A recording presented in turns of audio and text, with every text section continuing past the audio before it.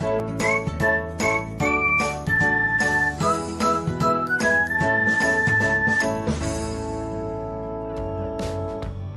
everyone, welcome back to another episode of Technologyglance.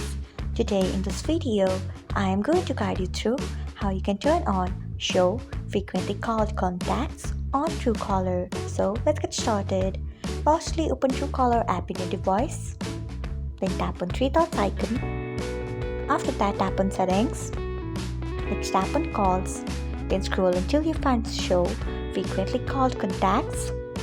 Then turn on it by tapping on it. So this is how you can turn on Show Frequently Called Contacts on Truecaller. Thanks for watching. If you found this guide helpful, we would love it if you hit the thumbs up button below. We upload great new tech tutorials like this one every day, so do not forget to subscribe to our channel and hit the bell icon so that you'll never miss another update.